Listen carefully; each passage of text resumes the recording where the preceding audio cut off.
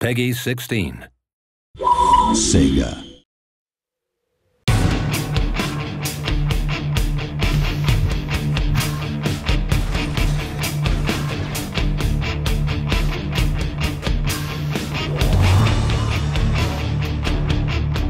Welcome to Sega Studios, folks. My name is Konstantin Hanzopoulos. I'm the studio director, and I'm here to give you a tour of this absolutely awesome place. Our team is working on the game for the 360 and the PS3, the next generation consoles. The overall philosophy of this game is to live the fantasy of Iron Man, right? I mean, that's kind of where we start. We put you in the shoes of Iron Man and let you save the world. One of the things we did when we finished Iron Man 1 was we took a look at the original game and what we liked about it, what we didn't like about it. Things we wanted to do to improve flying was make the controls even simpler. The flight is phenomenally better than the first game. It's just a lot more contextual. You really don't even need a tutorial. If you've played a number of console games out there, the control scheme for Iron Man 2 will be immediately familiar to you. So when you get into the game now, you just get in and go. Destructibility.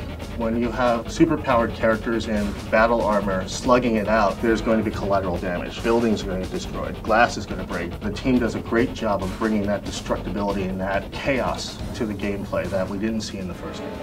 We wanted to get the action up close and in the player's face. We've changed the mechanics for melee. And if another enemy comes behind me, I can leap off of that enemy and slam this guy in the head and then jump back to the guy I was fighting. You really feel empowered when you're hovering in the air and you're bashing guys left and right with your fists and your feet. It's almost ninja-like. In this game, you can actually load in different fighting styles into the armor. We have a better AI unit, which is artificial intelligence. So now the enemies react and think, instead of just coming at you like a bunch of idiots. That brings a new layer of strategy to combat that the first game just didn't offer us.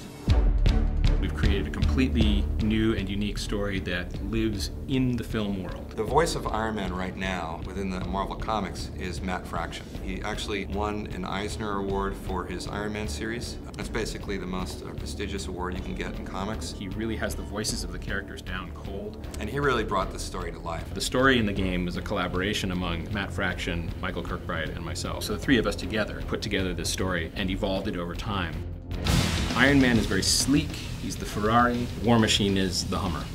I mean, War Machine is this amazing juggernaut of artillery. From a player standpoint, you can choose which one you rather see yourself as. In some of the levels, there'll be differences in the way you handle things.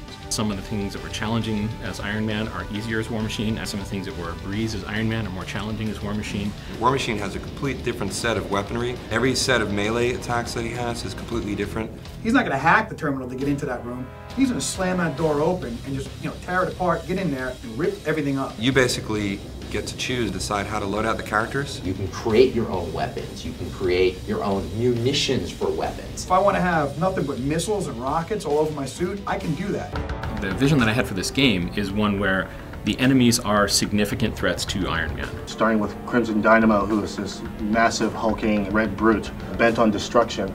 And then it all culminates in Ultimo. That's a 600-foot guy. I mean, the scale is amazing. You're about this big, and he's about that big. You want to feel heroic, so we made sure that the threats are real, even to Iron Man.